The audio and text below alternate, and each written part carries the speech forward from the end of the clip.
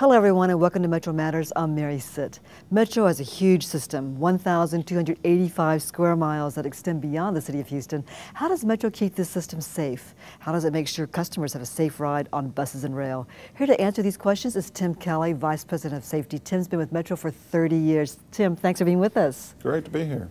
Let's talk about cameras on buses. Do those help customers be safer on the buses and around the bus stops? Cameras are a great tool for us. They record what occurs inside the bus and the surroundings around the bus. So we use them as a tool to gauge performance of bus operators, to review accidents, to lessons learned, and also as a security tool in some aspects.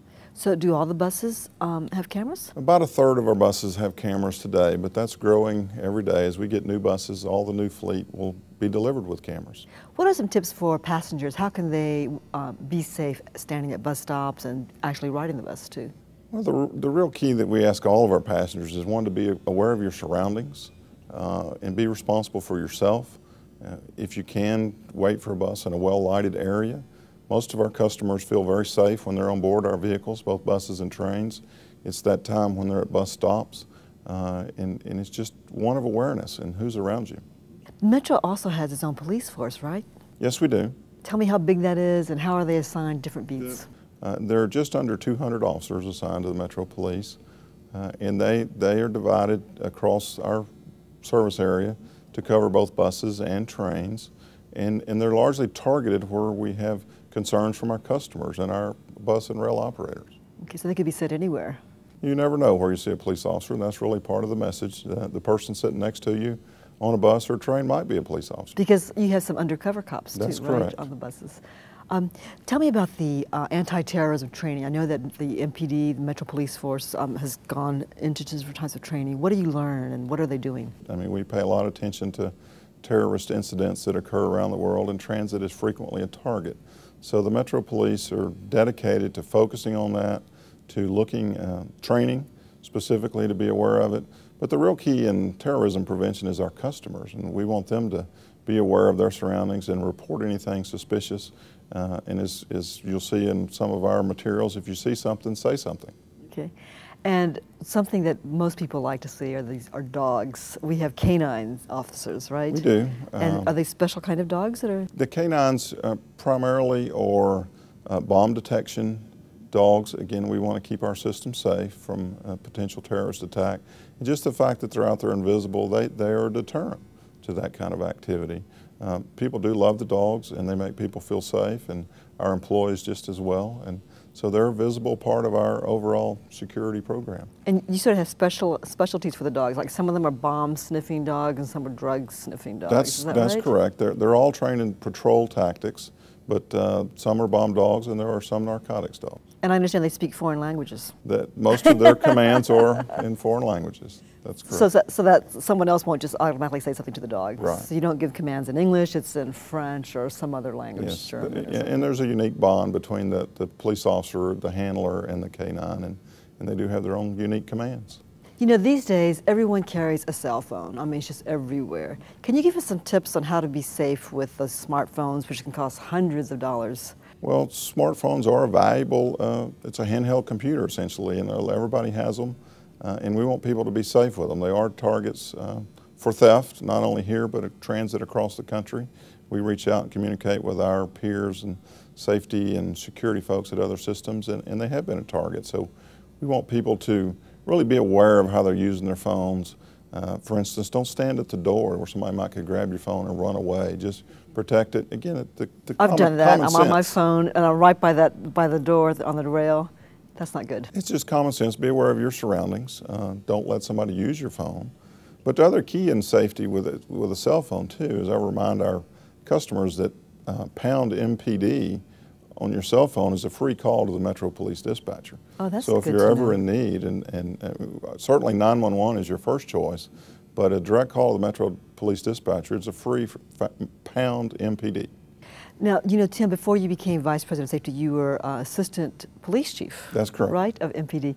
Can you tell me, in all the years you've been here focusing on safety, what are some things, are there like common mistakes you see people make or things they could be doing that's fairly simple, and if they did that, they would just be safer?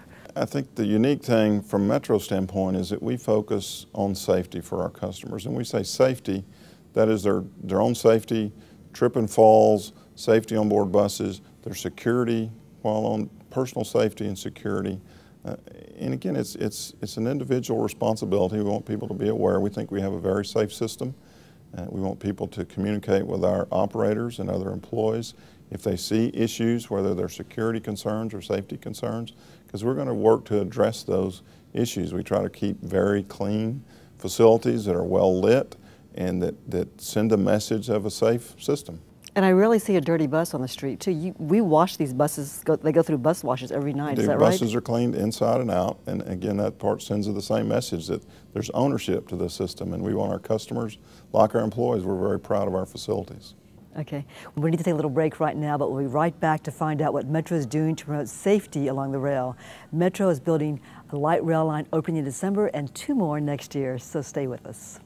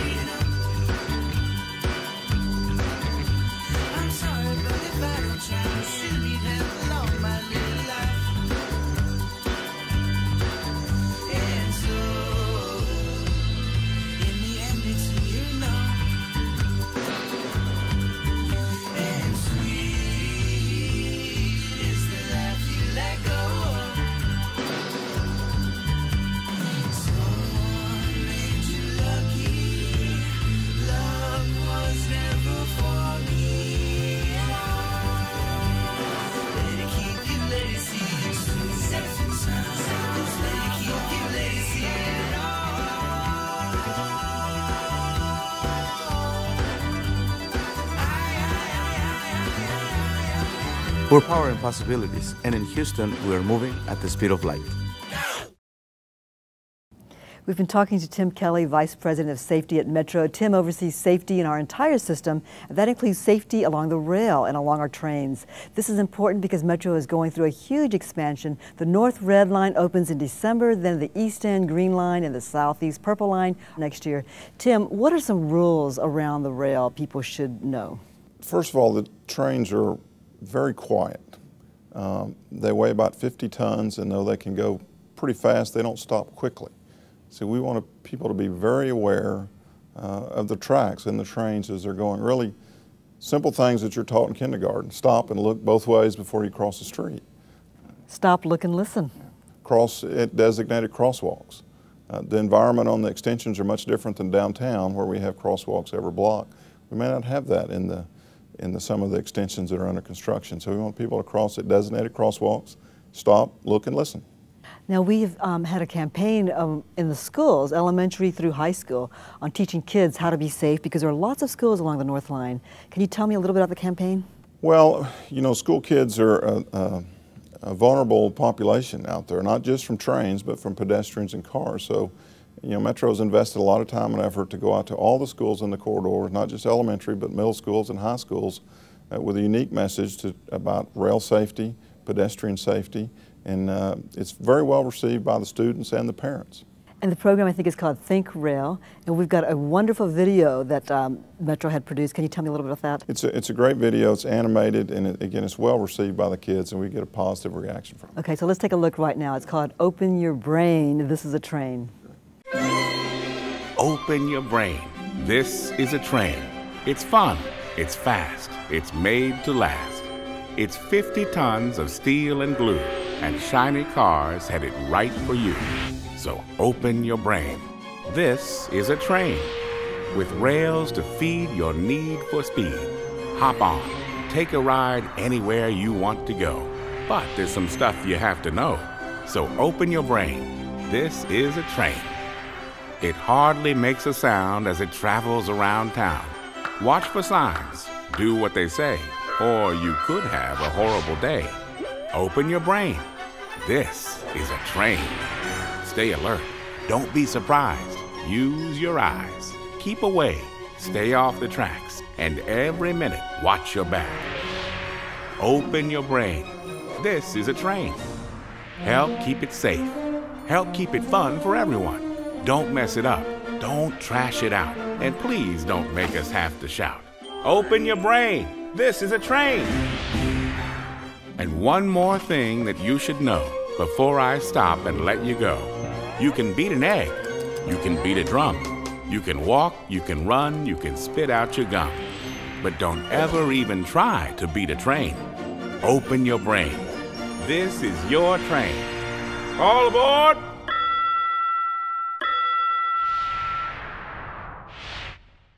Say it with me now. Stop, look, and listen. These trains are quiet. Stay alert. Only cross tracks at crosswalks, and only when no trains are around. Never play on tracks or platforms, or anywhere near poles or wires. Don't use headphones or cell phones near the tracks. Never put anything on the tracks. Never throw anything at trains. Got it? Good. See you on the Metro Rail. That was a wonderful video, Tim. The guy sounds like Morgan Freeman. He's a local guy, but it's very good. Very effective. You also talk about construction safety, because there is construction going on. What are some rules and things people should be aware of when they're walking around construction? Construction can be dangerous sites, and we're building this system in the middle of neighborhoods, and we're very aware of that. Metro has safety staff that stays very aware of the situations, try to make sure we have safe crossings and environment for the public. But again, the same message, we want people to be aware of that, cross designated areas. Where we have relocated bus stops into safe areas, we want people to take advantage of that. Don't use your cell phones when you're on construction sites, right? Yeah, that message, cell phone's true, either construction or when trains are running. You know, we don't want you to use your cell phone, whether you're using headphones and listen to the radio, or you're texting or playing a game on your phone, because it distracts you from what's your surroundings. We talk a lot about distracted driving with cell phones, but I think there really is distracted walking too that takes people's focus away from their surrounding. Tim, driver safety. You know, a lot of drivers in Houston are not used to seeing the light rail. For drivers who never go around downtown, this will be the first time for them in their neighborhoods where there are light rail trains going right through the neighborhoods. What are some tips for drivers? It is going to be new for the driving public as well, but the trains, they go along the rails. They're not going to steer to avoid you. They're going to be in the same place every day. We want the driving public to be aware of the trains. Really the message is obey red lights. Obey the traffic signs in the areas where it says no left turns or no turns at all. Trains and cars can mix very safely, and it's just an adjustment period I think we're going to go through. What really scares me is when one lane is shared by both cars and trains. I try to stay out of that lane. Well, the north extension that will open first doesn't have that, but as we run the east-west extensions through downtown, we will have some shared lanes. And that'll be some education for motorists, and we'll be out there trying to educate those that are driving in downtown as well. And drivers need to listen to, for horns and bells and whistles, right? Yeah, it's no different than a freight train. Essentially, they'll let you know when they're around for drivers and pedestrians to listen for the train. Okay, that's 50 tons, so we have to be safe around them. That's correct. Whether we're walking or driving. Yes. Tim, thank you so much for being with us. You bet, it's been great. That's all for this edition of Metro Matters. Keep in touch by checking out our blog on ridemetro.org. Follow us on Twitter and like us on Facebook. I'm Mary Sitt. Thanks for joining us.